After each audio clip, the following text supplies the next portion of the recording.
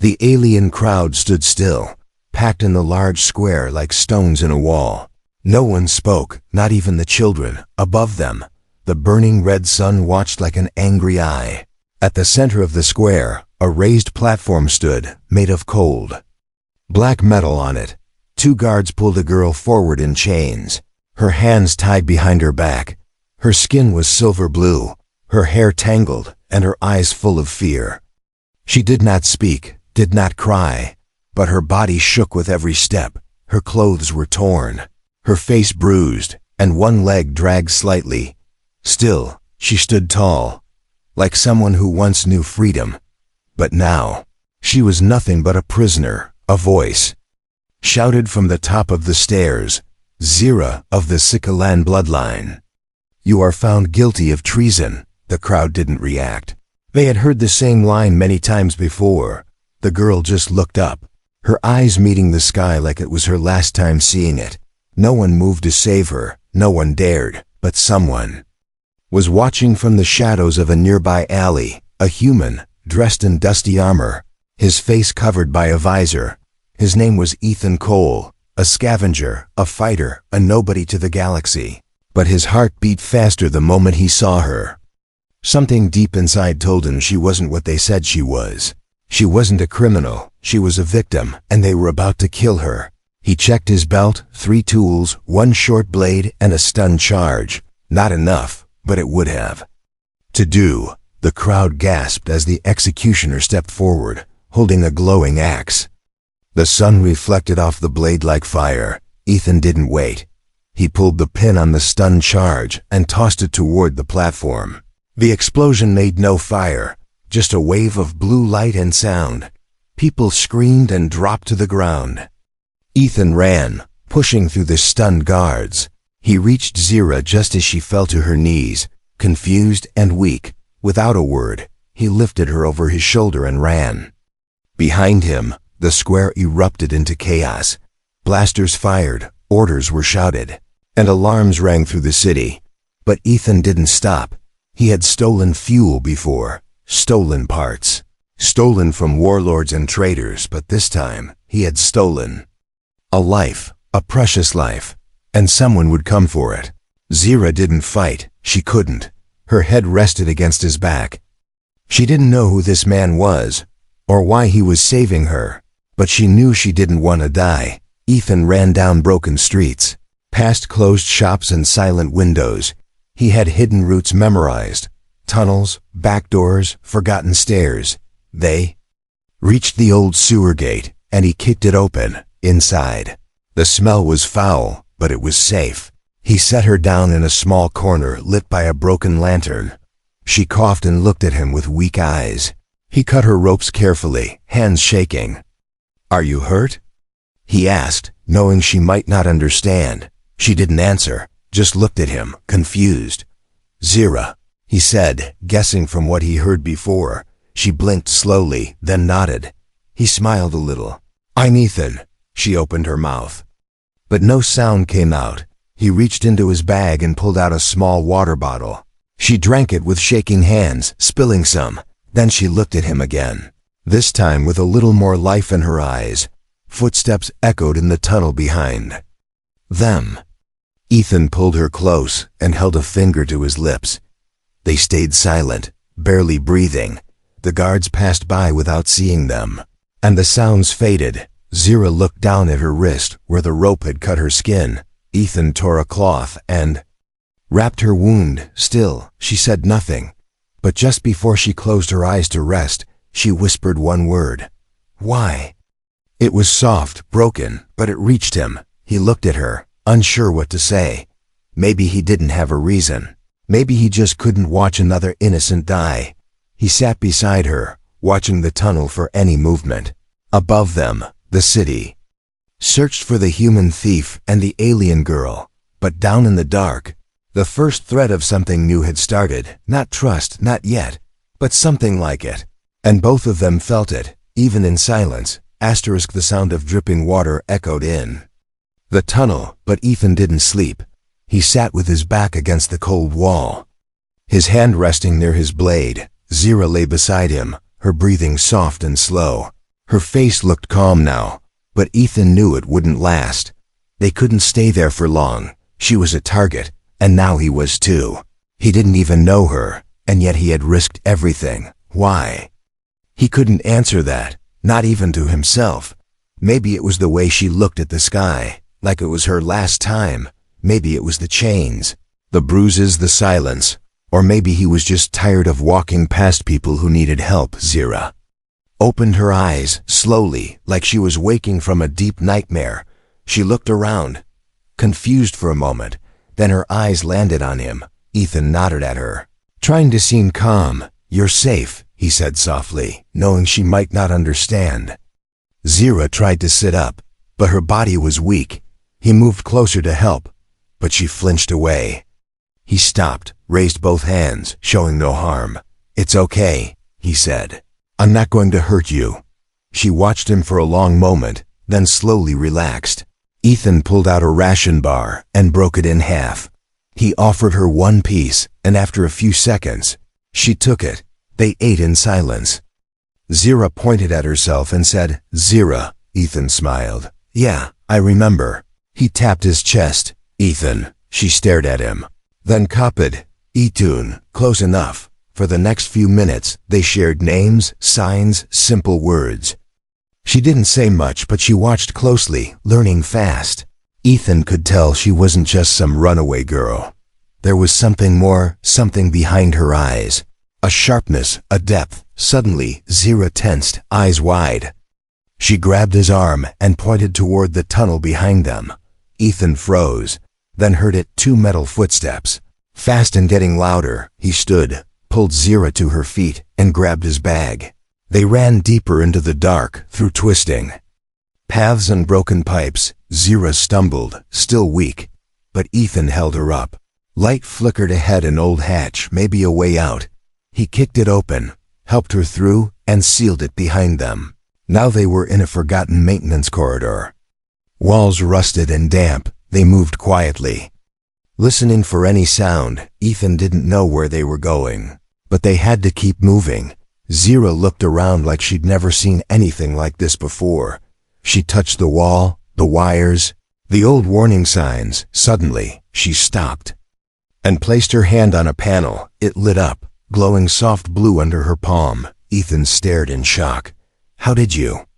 Zira looked at him and shrugged, like she didn't know either. The panel opened a small door leading to an old storeroom. They stepped inside and found a safe spot among broken crates and tools. Zira sank to the ground, breathing hard. Ethan sat next to her, still staring at the panel. "You've done that before," he said quietly. "Haven't you?" She looked away, but her silence said yes. He leaned back inside. So she was more than just a prisoner. Maybe the execution wasn't about some crime. Maybe it was about fear. Maybe she had something they wanted to erase. Zira touched his arm gently, then pointed to herself, then to him. She formed the words slowly. "Why?" Ethan thought for a moment, then said, "Because no one else would." She didn't fully understand, but she nodded. Outside, the footsteps had faded. The danger had passed for now. But Ethan knew they wouldn't stop. Whoever was hunting her wasn't going to give up, and now neither would he. In that moment, they weren't just 2 strangers in a dark city. They were fugitives, bound by danger, and something new was growing between them. Not love, not yet, but something close. Trust was beginning, and in the shadows of a broken world that was more powerful than any weapon. The air outside the tunnel was sharp and dry, filled with dust from the desert wind.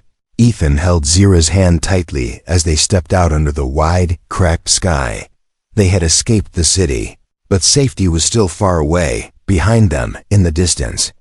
Searchlights moved slowly across the ground. Zira looked back with fear, but Ethan pulled her hood lower. "Don't look back," he said softly. "We keep moving." Their boots crunched over the dry rocks as they walked deeper into the wasteland. There were no roads here, no people, no sounds except the wind, only the desert, wild and empty. Zira struggled to walk, her legs still weak from chains and days without food. Ethan slowed his pace and offered her water. She took it. her eyes saying thank you when her mouth did not. Above them, black clouds began to roll in. Slow and heavy, the storm was coming, and they needed shelter. Ethan knew there was an old bunker nearby. He had hidden there before. It was far, but they had no choice. Lightning flashed in the distance, painting the sky in white. Zira suddenly stopped and dropped to one knee. Her hand shaking, Ethan rushed to her side. "What's wrong?" She looked up, lips trembling, and pointed behind them. Something moved across the horizon, fast and low, a long crawling shadow, like a living machine. Ethan narrowed his eyes. It wasn't a ship, it wasn't a drone, it was a sand crawler. A desert beast made of metal and muscle, and it was hunting. "Run," he said, pulling her up. Now. They ran across the dry field, wind slamming into their backs. The beast roared behind them, its voice like grinding stone. Zira fell, and the creature leapt forward, sharp claws flashing. Ethan turned, drew his blade, ready to fight. But Zira lifted her hand, and something strange happened. The beast stopped midair, frozen in place. Its body shook violently, then fell with a heavy crash, dead. Ethan stared, stunned. What did you do?" Zira was breathing hard, her eyes wide with shock. She didn't know either, but the power had come from her. They didn't speak, just ran again, reaching the cave just before the storm hit. Inside, the wind howled like a wild spirit, but they were safe for now. Ethan built a small fire, using scrap and old wires. Zira sat close to the flame, her hands still shaking. Ethan placed a blanket over her shoulders. "You're not just anyone, are you?" he asked quietly. Zira stared into the fire, then nodded slowly. She began to speak, her voice low and unsure. In broken words, she told him pieces of her story.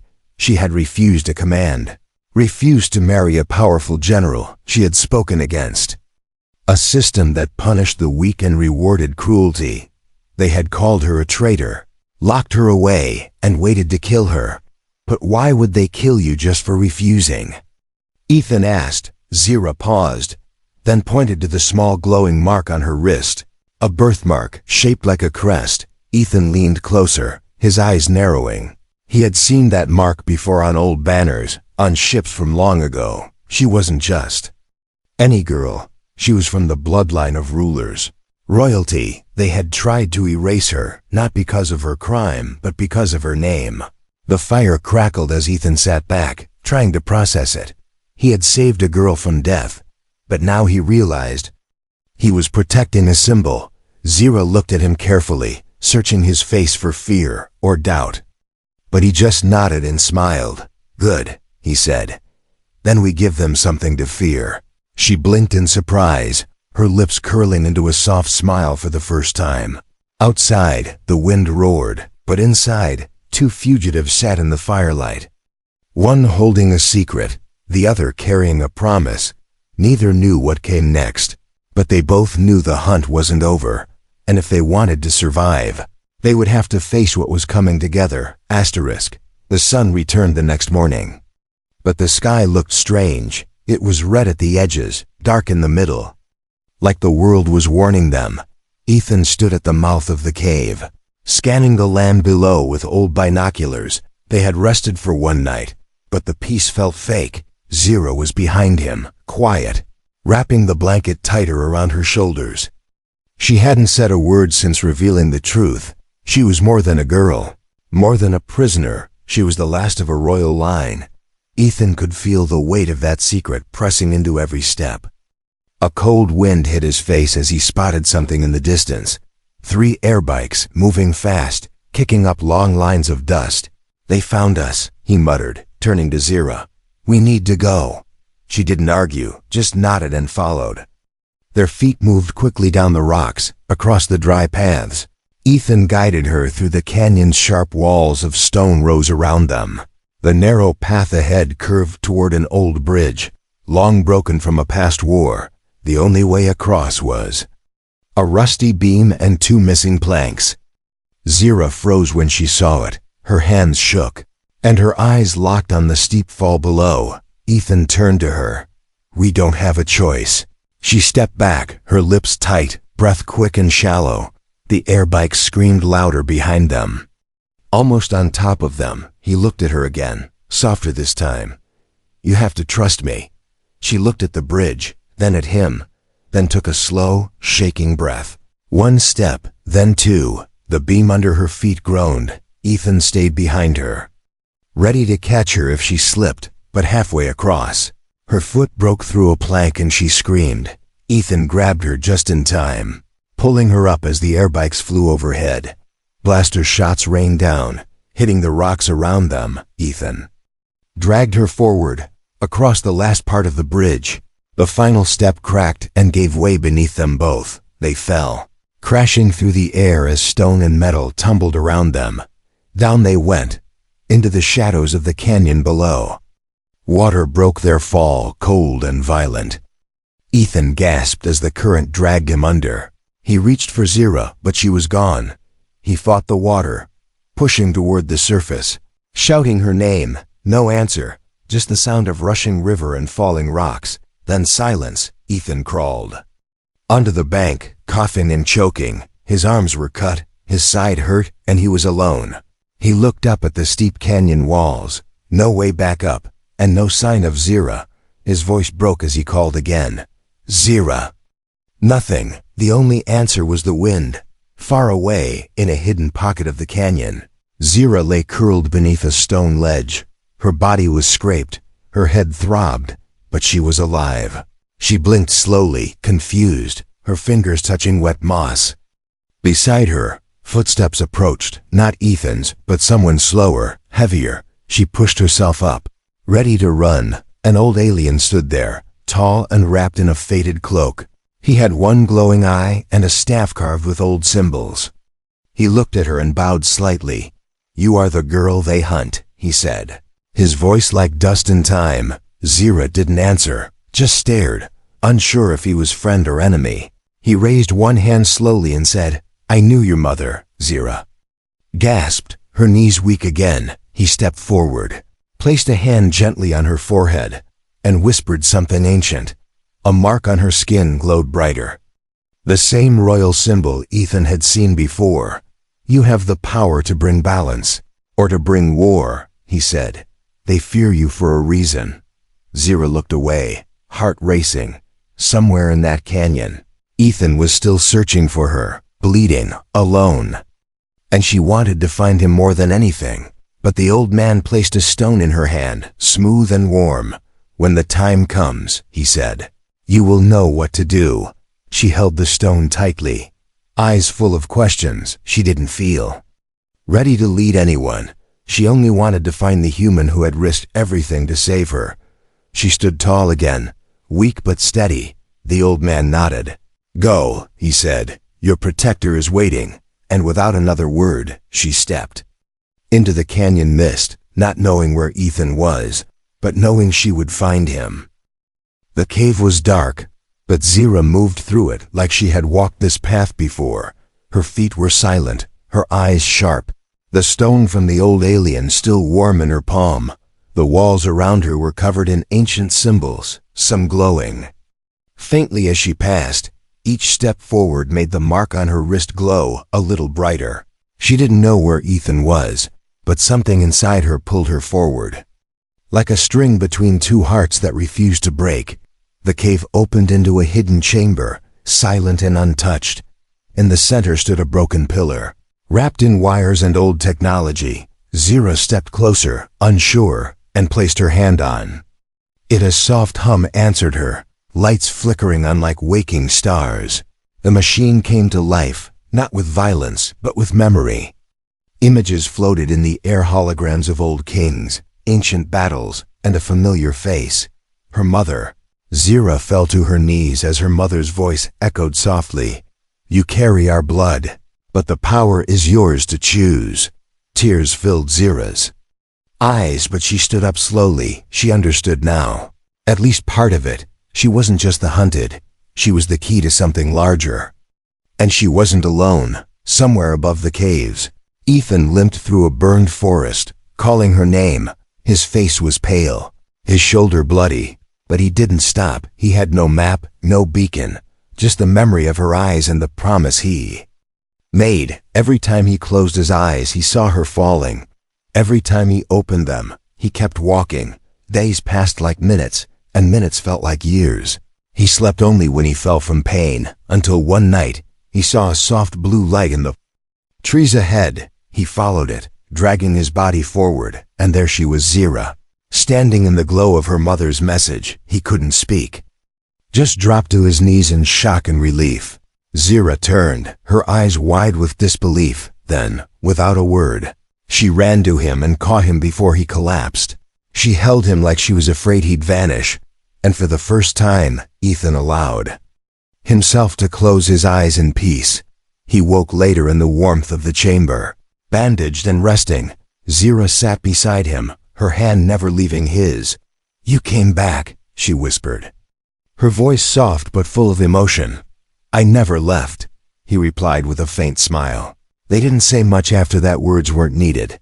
Zira showed him the machine, the memories, the truth of her bloodline. He listened quietly, not with awe, but with understanding. Then he looked her in the eye, serious. "So what now?" Zira stood slowly, looking at the glowing images of her past. "They'll keep coming," she said. "They want me erased." Ethan stood beside her, still weak but unshaken. "Then let's give them a reason to fear us," he said. Zira turned to him, her voice low. "I don't want to lead armies." "You won't," he answered. "You'll lead yourself and I'll walk beside you." She smiled, a rare and quiet thing. But before they could rest, the ground shook beneath them, the cave walls cracked, and the lights blinked out. The enemy had tracked the signal, and now they were here. Zira grabbed Ethan's arm and pulled him toward a side tunnel the old alien had shown her. They ran through the dark as explosions echoed behind them. Stone fell from the ceiling, flames followed, but ahead, a small opening led to the outside world again. They burst out just as the cave collapsed behind them, breathing hard, covered in dust. They stood in silence. The sky was turning orange, and a cold wind moved across the hills. Zira held the stone tighter in her hand. Ethan looked at her and said quietly, "It's not over." "No," she replied, her voice steady. "It's just beginning." And in that moment, side by side, broken but unbroken, they walked forward into the unknown, together. The wind cut across the open ridge like a blade, cold and sharp. Ethan stood near the edge, looking down at the valley where smoke still rose from the shattered cave. His arm was wrapped in torn cloth, his breathing heavy. Zira stood beside him, her eyes scanning the horizon, quiet and unreadable. Behind them, buried in the rocks, lay a secret older than either of them, now turned to ash. But they hadn't come to hide anymore. They had come to fight. High above, hidden in the cliffside, an old rebel outpost still stood abandoned, half dead, but not useless. Ethan had been here once, long ago during a failed smuggling deal. Now it was their only chance. He pushed open the rusted door, coughing as dust filled the air. Inside were broken panels, silent machines, and the bones of a war that never ended. Zira moved through it slowly, her fingers brushing the old wires. The mark on her wrist pulsed like it remembered this place. She stopped in front of a black console and pressed her hand against it. The lights blinked, then glowed bright. Ethan stepped back wide-eyed as the entire wall came alive. "She's waking it up," he whispered. The system responded to Zira like it knew her blood, her name, her purpose. Screens flickered, turrets shifted. Cannons above the ridge turned with grinding metal. They were ready, but so were the enemy. Far below, dust clouds formed, ships, bikes, soldiers, all coming for one girl. Zira looked down at them, her face still, her heart loud in her chest. Ethan stepped behind her, placing his hand on her shoulder. "They think you'll run," he said. "Let's show them wrong." The sky turned darker as the enemy ships hovered into view. Loud and cruel, speakers shouted in a dozen languages. "Surrender the girl or die with her." Zira raised her chin, her eyes glowing softly. She stepped onto the outer platform, wind rushing through her hair. "I am Zira of Sakhalin," she shouted, her voice echoing through the canyons.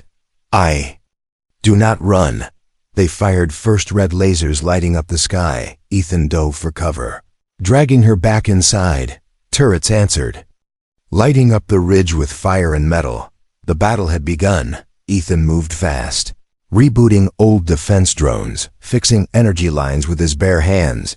Zira stood near the control panel, focusing, her hand never leaving the system, when one of the ships flew too close. Her eyes flashed blue, its engine died mid-air. It spiraled and crashed into the rocks. She didn't understand how she did it. But she didn't stop. More enemies came, breaking through the lower tunnels. Ethan grabbed his blaster and held the line alone. Zira heard him scream from below. She turned, running toward the sound. She found him bleeding, cornered, his weapon empty. She raised her hand without thinking, and the stone from the old man glowed bright. Time slowed, wind froze, and every enemy around them dropped as if the air had turned solid. Zira fell to her knees, the power pulling strength from her bones, but Ethan was safe. He caught her before she collapsed, his arms tight around her. "You saved me," he whispered. She looked up at him with weak eyes. "Like you saved me." The battle slowly died as the last enemy ships turned and retreated. The rebels, long silent, came out of hiding, drawn by the broadcast of her name.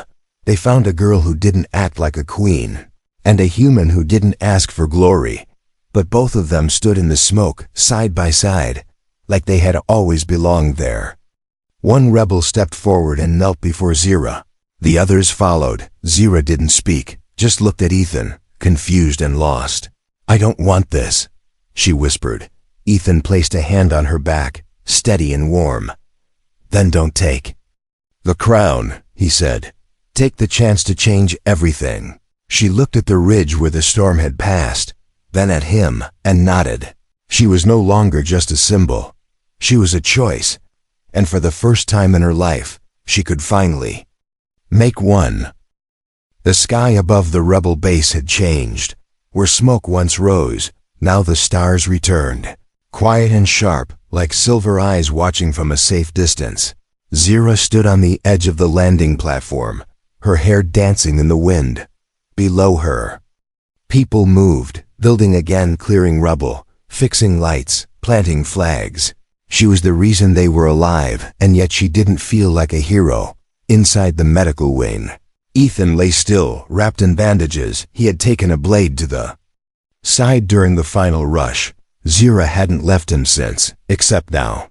When they told her he needed rest, she hated the silence of waiting.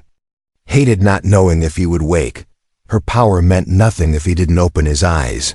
She turned as footsteps approached behind her. The old rebel commander stopped a few feet away, nodding with respect.